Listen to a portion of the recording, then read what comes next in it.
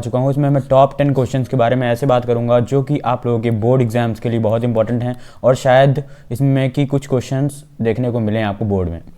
तो फिर आप लोग इस वीडियो में लास्ट तक जुड़े रहिए और देखिए, बहुत अच्छे क्वेश्चंस हैं। आप लोगों को पसंद आएंगे तो कमेंट करिएगा। तो name a device that help to maintain a potential difference across a conductor. ऐसा डिवाइस बताइए जो कि पोटेंशियल डिफरेंस को मेंटेन करता है हमारे कंडक्टर में।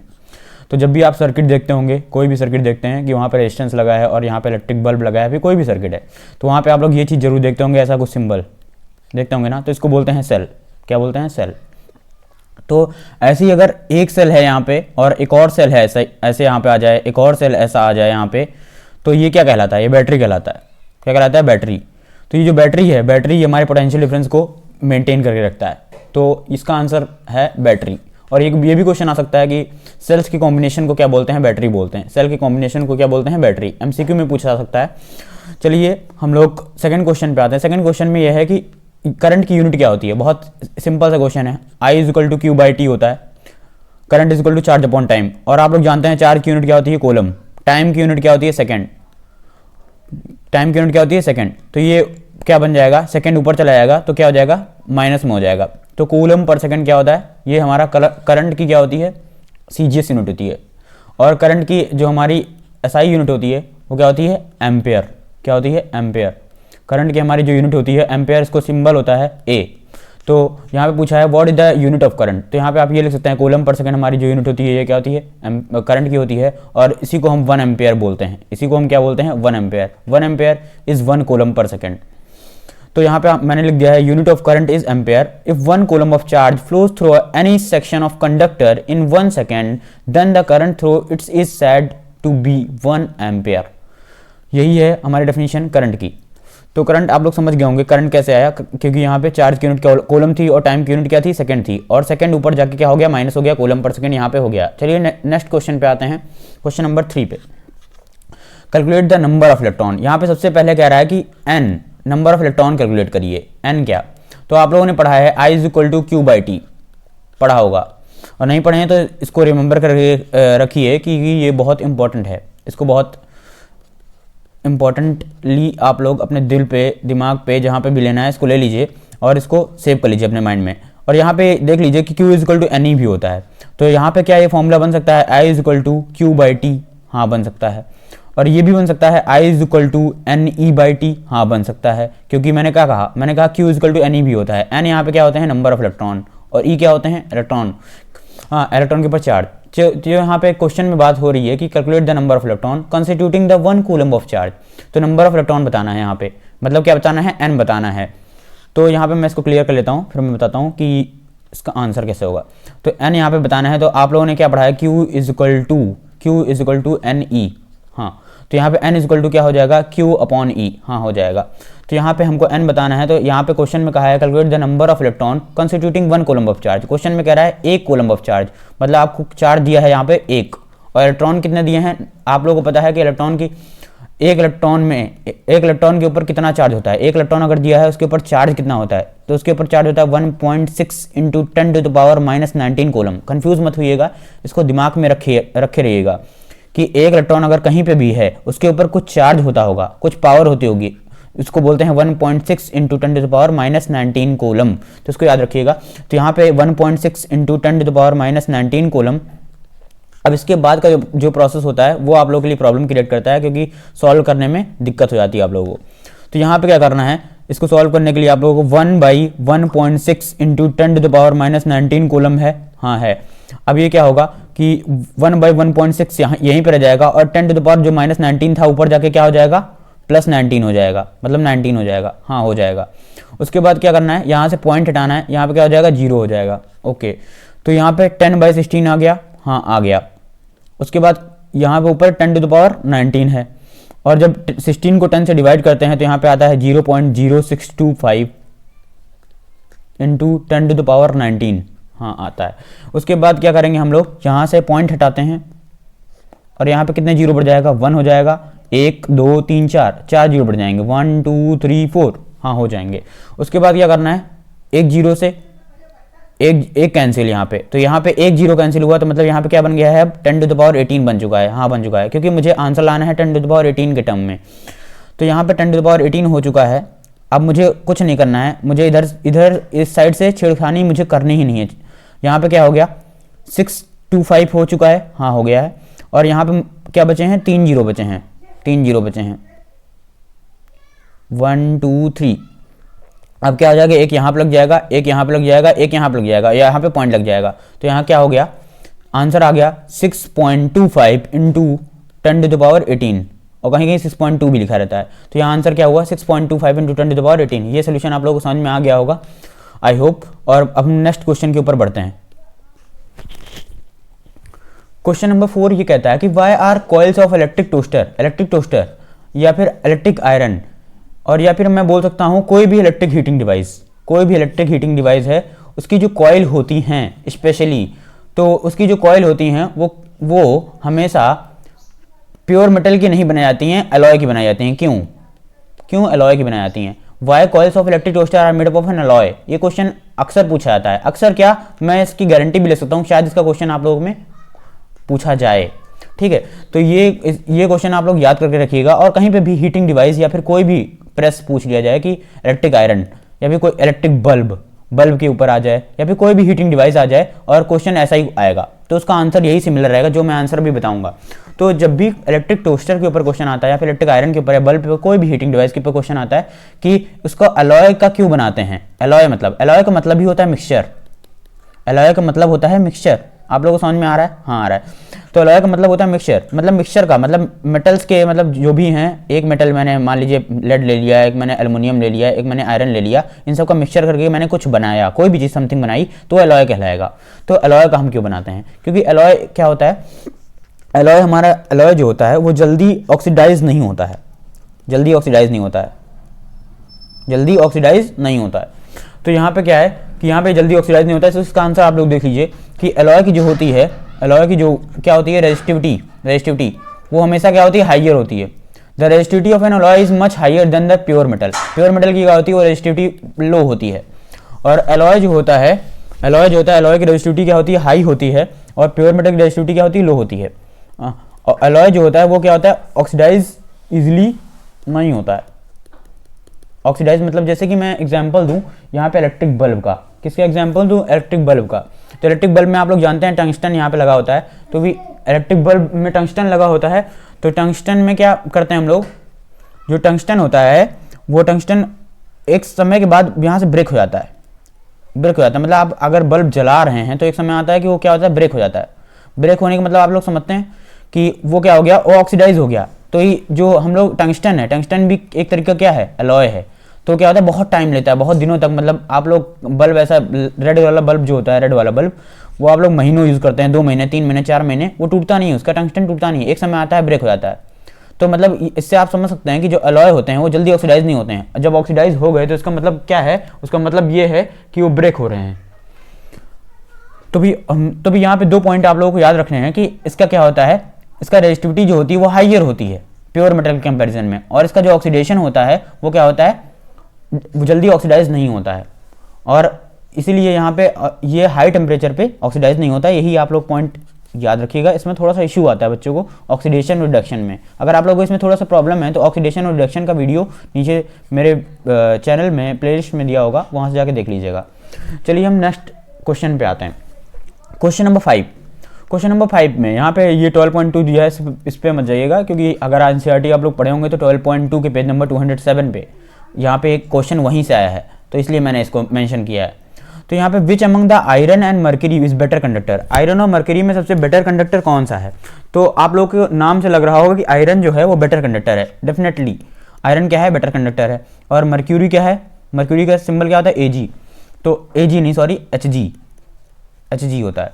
तो मर्क्यूरी का जो होता है रेजिस्टिविटी, जो मर्क्यूरी की जो रेजिस्टिविटी होती है वो 10.0 इंटू 10⁻⁻8 ओम मीटर होती है। और जो मर्क्यूरी होती है, मर्क्यूरी की होती है 94 इंटू 10⁻⁸ ओम मीटर होती है। तो यहाँ पे आप लोग देख रहे होंगे कि यहाँ पे सबसे ज़्यादा, यहाँ पे रेजिस्टिविटी किसकी कम है, रेजिस्टिविटी कम आयरन की है। तो यहाँ पे कम है तो इसका मतलब क्या, वो अच्छा कंडक्टर है। हाँ बिल्कुल, जिसकी रेजिस्टिविटी कम होती है उसकी कंडक्टिविटी ज़्यादा होती है। ये फॉर्मूला आप लोग पढ़े होंगे, अगर नहीं पढ़े हैं तो यहाँ से आप लोग दिमाग में नोट कर लीजिएगा, आप लोग अपने सेव कर लीजिए। तो यहाँ पे क्या है, जो रो होता है वो क्या होता है, कंडक्टिविटी क्या होता है, इन्वर्सली प्रोपोर्शनल होता है। रो क्या होता है, कंडक्टिविटी के इन्वर्सली प्रोपोर्शनल होता है। तो इसको आप लोग दिमाग में अपने सेव करके रखिए, बहुत इंपॉर्टेंट क्वेश्चन है। तो इसका आंसर आप लोग देख सकते हैं। रेजिस्टिविटी क्या होती है, आयरन की 10 होती है जो कि मैंने बताया, और ये होती है 94 होती है, जो इसकी कम है इसलिए क्या है, इसकी कंडक्टिविटी ज़्यादा है। Iron is better conductor because it has lower resistivity than mercury. और एक अच्छा हाँ नीचे वाला क्वेश्चन था, मैंने करवाया नहीं, विच मटीरियल इज बेस्ट कंडक्टर, इसमें से कौन सा कंडक्टर बहुत बेस्ट है। बेस्ट कंडक्टर क्या होता है, सिल्वर ही होता है, सबसे बेस्ट कंडक्टर होता है, क्योंकि सिल्वर की जो कंडक्टिविटी होती है, मतलब सिल्वर की जो रेजिस्टिविटी होती है वो बहुत कम होती है, इसलिए उसका कंडक्टिविटी क्या होता है, बहुत ज़्यादा होता है। अगर सिल्वर का आप लोग तार बनाएंगे, मान लीजिए चांदी का तार बनाते हैं लेकिन इतना कॉस्टली है इसलिए यूज़ नहीं करते हैं, और उसमें वो बहुत अच्छा कंडक्ट करेगा बिजली। सिल्वर का तार आप लोग यूज़ करेंगे ना तो बहुत अच्छा बिजली कंडक्ट करेगा। तो इसलिए आप लोग याद रखिएगा कि silver has the lowest resistivity, और इसकी रेजिस्टिविटी आप लोग याद करके रखेंगे तो अच्छा आंसर आप लोग बोर्ड में लिख पाएंगे। तो इसकी रेजिस्टिविटी भी दिमाग में सेव कर लीजिए आप लोग अपने। और आगे क्वेश्चन नंबर 6 पे आते हैं। How can 3 resistors of a resistance 2 ohm and 3 ohm and 6 ohm be connected. तो यहाँ पे जो 2 ओम दिया हुआ है एक रजिस्टर, एक रजिस्टर दिया है 3 ओम, एक रजिस्टर दिया है 6 ओम, इसको बोल दिया मैंने R1, इसको बोल दिया R1, और इसको बोल दिया मैंने R2, इसको बोल दिया मैंने R3। तो R1 को अगर हम 2 ओम को ले लेते हैं सीरीज़ में, कैसे रख लेते हैं, सीरीज़ में, और ये 3 ओम को मैं रख लेता हूँ पैरेलल में, और 6 ओम को भी मैं रख लेता हूँ पैरेलल में। मतलब कुछ ऐसा सर्किट बनना चाहिए, ऐसा सर्किट मैं अगर बनाता हूँ यहाँ पे तो भी ये जो है, ये हमारा जो आंसर आएगा 4 ओम आएगा। और इसको मैं अभी सॉल्व करके भी बताता हूँ। यहाँ पे बैटरी में लगा दिया और ऐसा कुछ सर्किट, मतलब आप लोग देख रहे हैं कि 2 ओम को मैंने क्या किया, सीरीज में लिया, और इन दोनों को मैंने क्या कर दिया, पैरेलल में जोड़ दिया। तो हमारा जो टोटल रेजिस्टेंस आएगा वो 4 ओम आएगा। कैसे आएगा, इसको मैं सॉल्व करके दिखाता हूँ। देखिए 2 ओम को मैंने रखा क्या, सीरीज में, और पैरेलल में रखने के लिए आप लोग जानते हैं फॉर्मूला कि यहाँ पे जो पैरेलल में क्या है, 3 है और 6 है। तो यहाँ पे पैरेलल में रखने के लिए कौन सा फॉर्मूला लगेगा, R2 इंटू R3 और R2 प्लस R3, ये क्या है, ये फॉर्मूला है हमारा निकालने का। तो R2 क्या है, R2 हमारा 3 है, R3 क्या है, 6 है, और 3 है प्लस 6 है। तो यहाँ पे क्या हो जाएगा, 2 6 3 जा 18 और 6 3 9, इसको काट देंगे हम, क्या आ गया 2, और 2 प्लस 2 क्या हो गया 4। अगर ये कॉन्सेप्ट आप लोगों को समझ में नहीं आया है तो मैं अब डायरेक्ट करके बताता हूँ। ये इसका फॉर्मूला क्या था, इस फॉर्मूले को याद रखिएगा, R1 plus R2 into R3 और R2 प्लस R3, ये फॉर्मूला है। अगर आप लोग सीरीज़ को रखते हैं और पैरेलल को क्या करते हैं, जोड़ देते हैं, ये फॉर्मूला है। अब मैं इसको क्लियर करके मैं डायरेक्ट बताता हूँ, जो आप लोग याद कर लीजिएगा। जैसे कि मैंने क्या कहा, मैंने कहा 2 ओम को मैं क्या लूँगा, 2 ओम को मैं ले लूँगा सीरीज़ में, हाँ ले लूँगा सीरीज़ में, और जो 3 ओम है और 6 ओम है उसको मैं क्या कर लूँगा, उसको मैं पैरेलल में ले लूँगा।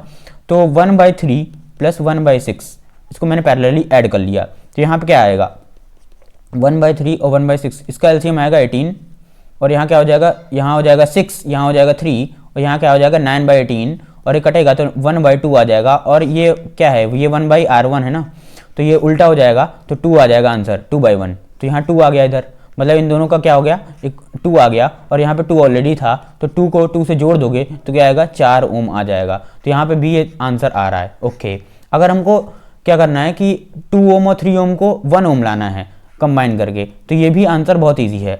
हम क्या कर लेंगे, 1/2 कर देंगे, प्लस 1/3 कर देंगे, प्लस 1/6 कर देंगे, इन सबको पैरेलली जोड़ देंगे। क्या कर देंगे, पैरेलली जोड़ देंगे, मतलब तो ये क्या आ जाएगा, ये आंसर आ जाएगा 1 ओम। इसको सॉल्व करके आप लोग देख लेंगे तो आंसर आ जाएगा 1 ओम। ठीक है, तो फिर इसका सर्किट डायग्राम भी बनाने को अगर मान लीजिए आ जाए तो आप लोग बना लीजिएगा कि पैरेलल में मैंने ऐसे जोड़ा, और पैरेलल में मैंने एक ऐसे जोड़ा, एक ऐसे जोड़ा, और इन लास्ट यहाँ से ऐसे कनेक्ट कर दीजिएगा, और यहाँ पे एक बैटरी बना दीजिएगा। तो यहाँ पे क्या हो जाएगा, 2 ओम, यहाँ 3 हो जाएगा, यहाँ 6 हो जाएगा।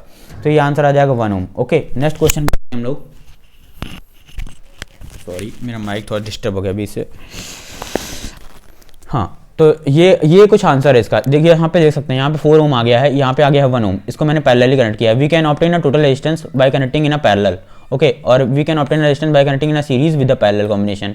तो यहाँ पे आप लोगों को समझ में आ गया होगा। नेक्स्ट क्वेश्चन पे आते हैं, क्वेश्चन नंबर 7।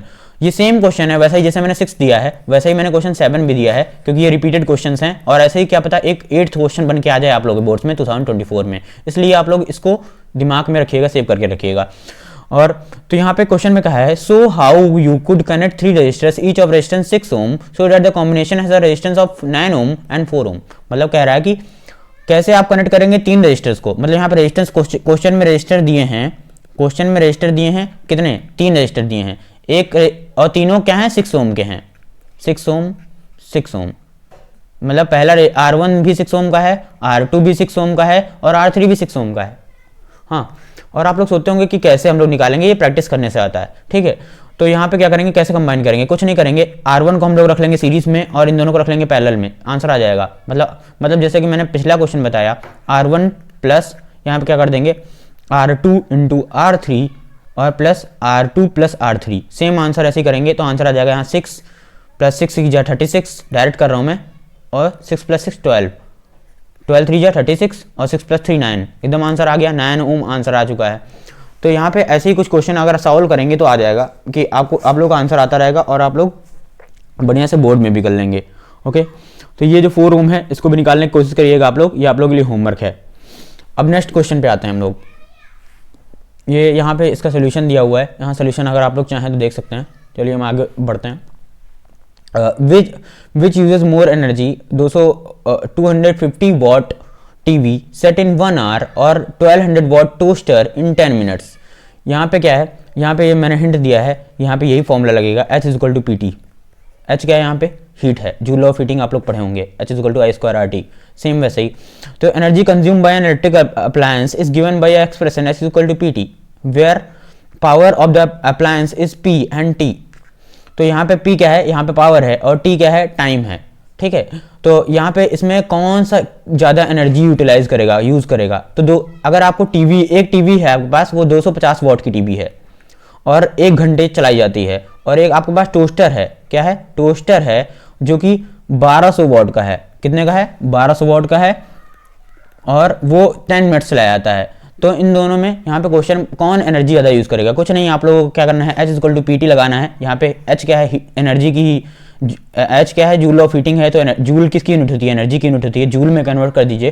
तो यहाँ पे क्या कर दीजिए, 250 को मल्टीप्लाई कर दीजिए, 250 को मल्टीप्लाई करिए टाइम से, 250 पावर दिया है और टाइम क्या है 1 आवर, और यहाँ पे दूसरे वाले को 1200 को मल्टीप्लाई कर दीजिए किससे, टाइम से, 10 मिनट से। इसको 1 आवर को क्या कर दीजिए, इसमें सेकंड में कन्वर्ट कर दीजिए और इसको कर दीजिए सेकंड में कन्वर्ट। जब सेकंड में कन्वर्ट करेंगे तो ये जो हमारा टीवी है, टीवी का क्या होगा, टीवी का एनर्जी निकल आएगा और इसका टोस्टर का एनर्जी निकल आएगा, और दोनों का एनर्जी कंपेयर कर दीजिए, जिसकी एनर्जी ज़्यादा हो वही आंसर हो जाएगा। मतलब इसका सोल्यूशन मैं आपको दिखाता हूँ।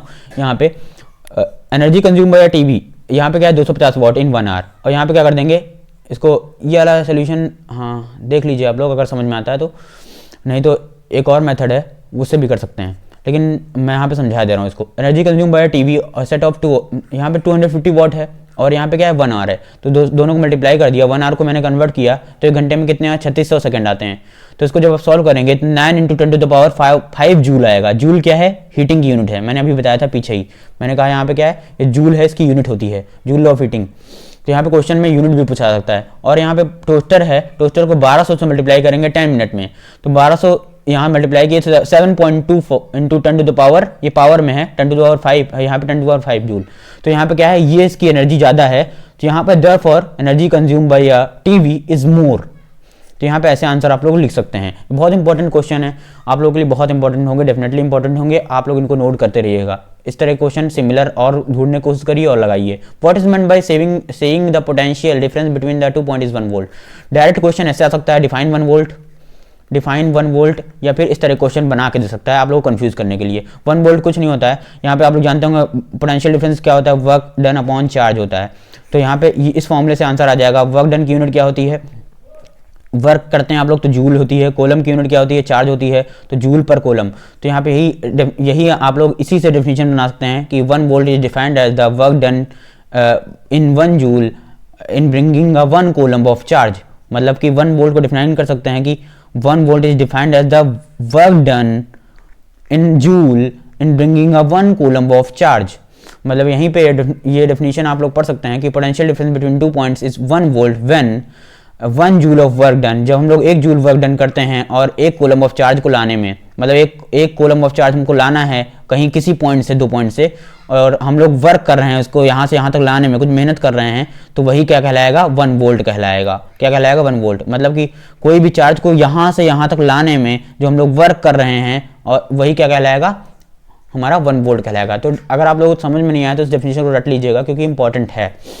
अब लास्ट क्वेश्चन है, बहुत अच्छा क्वेश्चन है ये, आप लोगों के लिए इंपॉर्टेंट है ही, क्योंकि रेजिस्टेंस के ऊपर क्वेश्चन आता ही है। तो आप लोग रेजिस्टेंस के ऊपर डायरेक्ट क्वेश्चन आता है, रेजिस्टेंस की वी ग्राफ क्या होता है, वी ग्राफ आप लोग जानते होंगे, वी ग्राफ, इस पर क्वेश्चन आता है। और यहाँ पे रेजिस्टेंस कौन से फैक्टर्स पे डिपेंड करता है, तो ये आप जानते होंगे R = रो L बाई ए। ये फॉर्मूला पढ़े हैं तो बहुत अच्छी बात है, नहीं पढ़े हैं तो और अच्छी बात है। तो यहाँ पे क्या है, रेजिस्टेंस जो है हमारा डिपेंड करता है लेंथ पे और एरिया पे, एरिया ऑफ क्रॉस सेक्शन और लेंथ के ऊपर डिपेंड करता है, और अदर फैक्टर्स हैं जैसे कि टेम्परेचर भी इन्फ्लुएंस करते हैं कभी कभार। तो यहाँ पे ये इसका जो आंसर है, resistance of a conductor depend on the material पर भी डिपेंड किया, मैंने कहा कुछ अदर फैक्टर्स हैं, और लेंथ पे डिपेंड किया, और उसके क्रॉस सेक्शनल एरिया पे भी डिपेंड करता है। तो ये फॉर्मूला है R = rho L by A. It also depend on the physical factors like temperature, और इसकी SI यूनिट क्या होती है, रेजिस्टेंस की ओम होती है।